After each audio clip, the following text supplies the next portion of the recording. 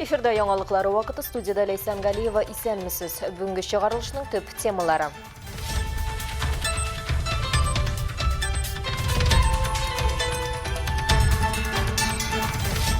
Қор камалышы. Әлмәт коммуналь хезмәткәрләре күчәйтелгән режимда эшли. У нас проезжим состояние, мы так успеваем. Еще день-два, и все дороги у нас как бы будут уже нормативное состояние.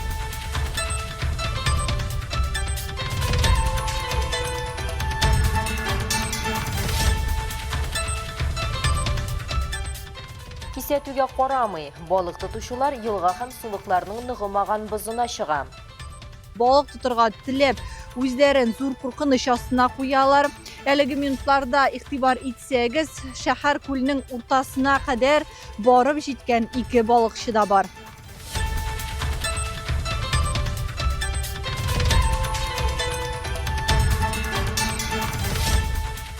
Йортка субсидия. Ознакай районында дәүләт субсидиясе алучы яшь гаиләләргә торак сертификатлары тапшырылды.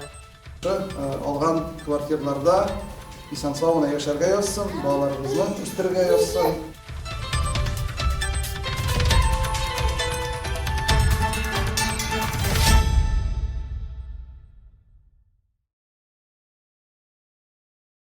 Көткән карлы кыш ниһаять килде. Ялларда яуган кар, юллардагы буран кызганычка каршы үз борчу кайгыларында алып килде. Кичә көндезге 12-дә Әлмәт районының Кишүчат авылы янында масса күләм юл транспорт хәрәкәте теркәлә. Нива автомобиле йөртүчесе куркынычсыз тизлекне сайламыйча каршы як хәрәкәт полосасына чыга. Анда Mercedes йөк автомобиле белән Шуннан соң йөк автомобиле белән Chevrolet, Haval автомобильләре һәм Ford микроавтобусы бәрелеше. Юл транспорт хәрәкәте нәтиҗәсендә микроавтобусның 2 пассажиры урында ук һәлак була. Уңайсыз һава шартлары булганлыктан дәүләт автоинспекциясе трак пунктлардан читкә чыкмаска киңәш итә. Юлга чыгу чирагында тизлек режимын төгәл үтәргә, юлда баручы транспортка кадәр араны арттырырга, юлда игътибарлы һәм сак булырга, кискен маневрлардан сакланырга кирәк. Җәүлеләргә юлны билгеләнгән урыннарда гына кичәргә, тәүлекнең караңгы вакытында яктылыкны кире кайтара торган элементлардан файдаланып, юл вәзгыятен игътибар белән күзәтергә киңәш ителә.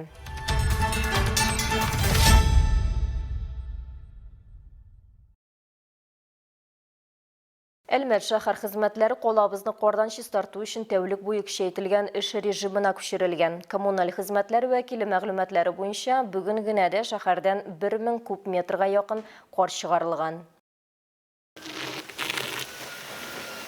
Илья Панкратов бу кар сугышының алгы сызыгында. Шәһәр юллар идарәсендә ул чагыштырмача күптән түгел генә машина йөртүче булып урнашкан. Бу ярты ел эчендә махсус техниканың 3 төре белән идарә итүне үзләштергә өлгергәндә инде. Бүген ул катнаш юл машинасы КамАЗында эшли. Экстремаль һава шартларына карамастан, көндезге һәм төнге сменалар эшне яхшы башкарып чыгарга өлгерә ди ул. Месячный осадок выпал всего за 2 дня. Как бы так не должно быть.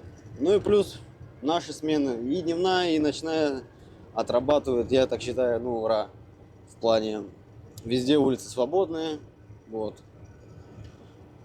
Очищена от снега, ну и соответственно людям приятно. Шәһәр урамнарында 30 берәмлек махсус техника эшли. Шул исәптән 7-8 катнаш юл машинасы, 10 трактор, төягечләр, үз бушаткычлар, шулай ук җәлеп ителгән техника. Бу көчле гаскәр шәһәр читендә генә эшләп юлларны чистартуны тәэмин итә. Как вы видите, на сегодняшний день мы по дороге, у нас проезжим состояние, мы так успеваем.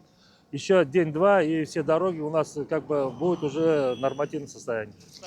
Кар җыю эшләре этаплап алып барыла. Беренче чиратта игътибар шәһәрнең төп транспорт артерияләренә бирелә. Ленин, Шевченко, Совет, Фәхреддин һәм төзүчеләр урамнарына. Аларны чистартканнан соң техника аркылы урамнарга, шулай ук җәмәгать урыннарына, мәктәпләргә һәм хастаханәләргә керү юлларына күчә. Хезмәтләр бәяләвенчә, хәзерге вакытта шәһәр юлларының 80% инде норматив хәлгә китерелгән. Шәхси секторга да игътибар бирелә. Анда да эшләр тәүлек буе алып барыла. Төнге сменалар күбесенчә кар чыгаруга юнәлдерелгән.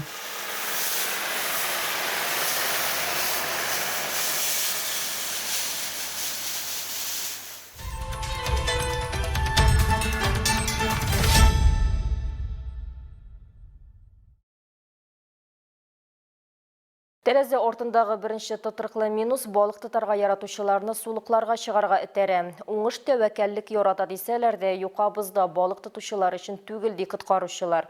Елғаларда һәм сулықларда бұз бүтін жерде де әлі нық түгіл. Ләкин ошықланғанша бұл балықшыларны тоқтатып қалмай болды. Қышқы балық тұтарға яратушыларны біздің түшірі түркіміде көріп қайтты. Сулыклар біраз қату белән әлмәтләр бузга чыга башлаган. Аларны үзләрен куркыныч астына кую да туктатмый. 5 яшьтән бирле балык тотарга яратучы Андрей да шулар арасында. Барыннан да ныграк аңа балыкның күләме түгел, ә тынычлык һәм шатлык китерә торган табышка юл ышый. Бу юлы ул алабуга балыгы тота. Чуртан, кәрәкә һәм башкалар. Биредә балык күп төрле ди. Кошкам покрупнее, которые сам тоже. Иногда бывает хорош попадается, как говорится. Получается, вы больше всего для души. Да. Андрей кышкы балык тотуну яратучы башка кешеләр шикелле үк аның белән фаҗига булмаячагына ышана. Ул яхшы ширткән урынлыгына түгел, йөрергә куркынычсыз җирне дә төгәл беләм ди. Ну, если держит, он уже все равно. Когда он заходишь, он начинает скрипеть, если лед слабый. А он, если не скрипит уже, значит, он можно. Махсус кием салым һәм шактый тәҗрибә булуга карамастан, мондый һава торышында балык тотарга чыгу тормыш өчен куркыныч ди коткаручылар. Әгәр бер урында безнең рөхсәт ителгән калынлыгы булса да, нибары 5 метрдан гына да ул 2 тапкырга юкарак булырга мөмкин. Без ныклы булсын өчен билгеле бер шартлар кирәк. Кар әз явырга һәм термометрда берничә көн рәттән -10-15 градус чамасы торырга тиеш. Ә менә көчле агымлы елгаларда, мисал өчен Дала зәйендә, без калынлыгы хәтта идеаль һава торышы булганда да бер төрле булмаячак. Biz 7 балыкчының үзләренең язмышларын һәм бузны сынавын күрәбез. Балыкчылар кармак белән балык тотарга теләп, үзләрен зур куркыныч астына куялар. Әлеге минутларда игътибар итсәгез, шәһәр күленең уртасына кадәр барып җиткән 2 балыкчы да бар. Белгечләр искә төшерә. Без калынлыгы 7 сантиметрдан кимрәк булганда, бызга чыгу катгый тыела. Бызга тимер аякта чыгу өчен дә махсус шартлар бар. Ялгыз шуы безнең калынлыгы 7, күләмдә кеше шуы 25 сантиметрдан да ким булмаганда рөхсәт ителә. Если с кем-то что-то происходит, прежде всего надо жестами или криком или какой-то формой.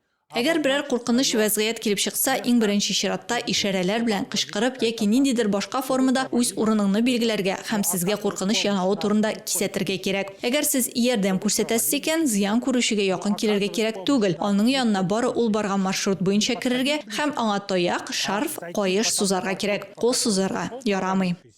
И не подавать ни руки, не надо, а подать можно палку, можно шарф, можно ремень. Ныгып җитмәгән бузга чыгу өчен 1500 сумнан 2000 сумга кадәр штраф каралган. Осны Ривер, Рафаэль Сафин, яңалыклар вакыты, Лучи Әлмәт телекомпаниясе.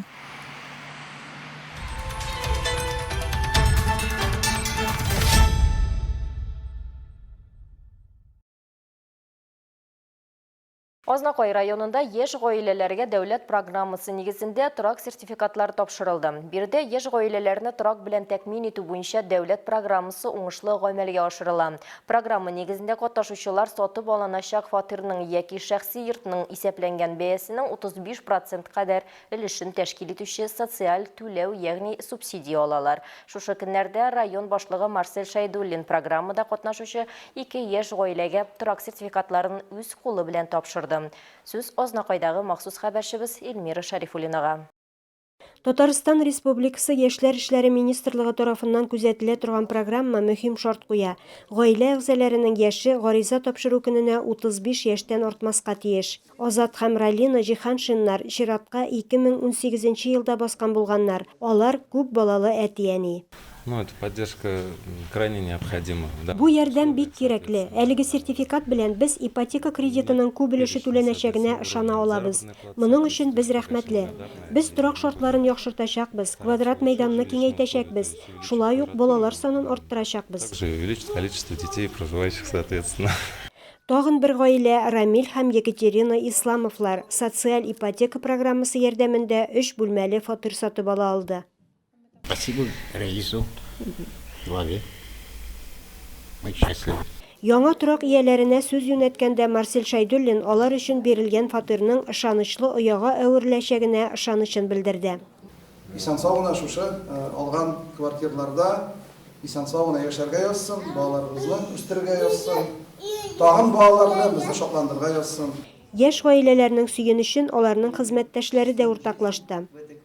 Хочу поздравить вас с получением этого сертификата. Это серьезное подспорье в решении жилищного вопроса. Поэтому поздравляю вас с этим. От нас тоже есть небольшие подарки. Илмира Шарифуллина, Алмаз Иксанов, Яңалыклар вакыты, Луч, Әлмәт телекомпаниясе.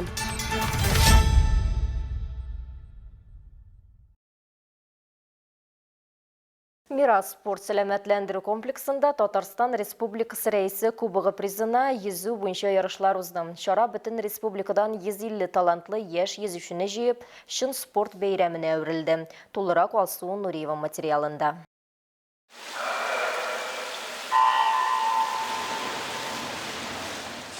Беренче секундлардан ук көрәшнең җитди булачагы билгеле иде. Бу гаҗәп тә түгел, чөнки Татарстан рәисе кубогына 3нче ел рәттән төбәк дәрәҗәсендәге иң көчле йөзүчеләр килә. Быел алар район һәм шәһәрләрдән 18 команданы тәшкил итә. 2013 һәм 2014 елгы спортчылар 2 көн дәвамында медальләр һәм команда урыннары өчен кискен көрәш алып бара. Мы надеемся, что количество будет... Без катнашчыларның саны елдан-ел артыр дип өметләнәбез. Балалар физик культура белән, бигрәк тә йөзү белән дә шөгыльләнер дип өметләнәбез. Республикада бүгенге 300 тирәсе бассейн бар. Ел саен спорт мөмкинлекләре чикләрен киңәйтергә тырышабыз. Поскольку республика очень активно старается расширять границы спортивных возможностей. Ярышлар программасына баттерфляй, аркада, брас һәм кроль кебек барлык стильләр белән 100 метрлы дистанция кертелгән иде. Шулай ук спортчылар 200 метрны комплекслы йөзү белән йөзделәр. Катнашучылар 50 метр бер бортка кадәр, аннары 50 метр кире йөзәләр. Мондый аралык юкка сайланмаган дип белгечләр. Алар да хәзердән үк Олимпия уеннарында катнашу өчен әзерләнәләр. Анда ярышлар узганда нәкъ менә шушындый бассейнда ярышалар спортсменнар.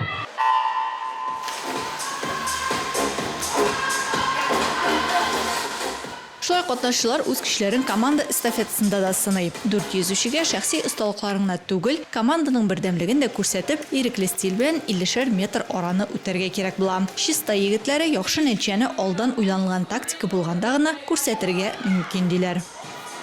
Самые сильные и, получается, будут первые, полтос, например, то есть 50 метров, чтобы сделать отрыв. Вторые держат этот отрыв. Третьи пытаются удержать этот отрыв, а четвертые пытаются максимально выработать, то есть максимально поработать и удержать, и то есть, приплыть первым.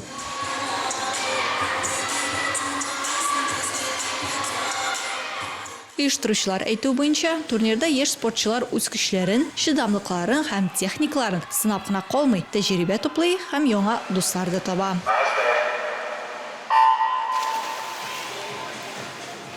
Biz bugün özümüzün ulubuzny İskenderni поддержать килдик. Bugün вольный стиль birinchi o'rin oldi, kecha 3nchi o'rin. Результатлары har vaqt әйбәт. Соревнованиядан соревнованияга результатлары әйбәтләнә. Тренерлары яхшы эшли алар белән. Без үзебез Минзәләдән килдем кыз өчен, төпчек кызым өчен. Ул күптән бассейнга йөри, бик теләп йөри. Потому что безнең тренер бик әйбәт. Результатлар гел яхшырганнан яхшыра бара. Бүгенге көн өчен бик канәгать. Бик әйбәт результатлар күрсәттеләр. Молодцы. 2 көн йөзү нәтиҗәләре буенча команда зачетында Әлмәт йөзүчеләре җиңү яулый. Спортчылар 5 алтын, 6 көмеш һәм 6 бронза медаленә лаек була. Һәм беренче тапкыр Татарстан Республикасы рәисе кубогын күтәрә. Алсу Нуриева, Рафаэль Сафин, Яңалыклар вакыты, Луч Әлмәт телекомпаниясе.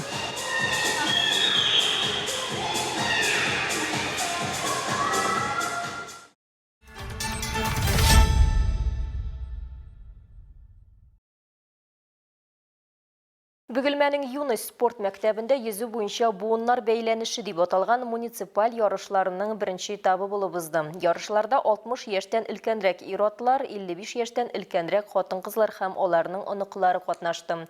Тулырак Бөгелмәдәге махсус хәбәрчебез Айсылу Миннебаева сюжетында. Ярышларда гаилә командалары катнаша. Һәр команда составында әби, яисә бабай һәм аларның оныклары керә. Алар ирекле стиль белән 50 метрга йөзүдә ярышачаклар һәм катнаш эстафетада катнашалар. С детства так-то плавал, а сейчас... Мин балачактан yüзәм, әмма менә 5 ел yüзгәнем юк инде. Балыкчы булсам да, әзрәк борчылам да, менә кырыемда оныгым, аңа өметләнәм инде. Ул чакырып алды ярышка. Ярышлар ахырына кадәр дустанә һәм актив атмосферада барды. Алар өлкәннәр өчен дә, балалар өчен дә кызыклы һәм гадәти булмаган тәҗрибәгә әверелде. Мондый вакыйгалар буыннарны берләштерә, уртак казанышлар һәм гаилә традицияләре өчен мәйданчык тудыра ди педагоглар. Юнус спорт мәктәбендә буыннар бәйләнеше ярышлары күптән традициягә әйләнгән. Такие соревнования мы проводим. Мондый йөзү буенча булган ярышларны беренче тапкыр уздырабыз. Әмма бездә шундый исем астында ярышлар уза иде инде. Мәсәлән, шахмат буенча ярышлар күптән түгел генә булып узды. Хәзер менә йөзүчеләрне кабул итәбез. Җиңүчеләр финал ярышларына барачак.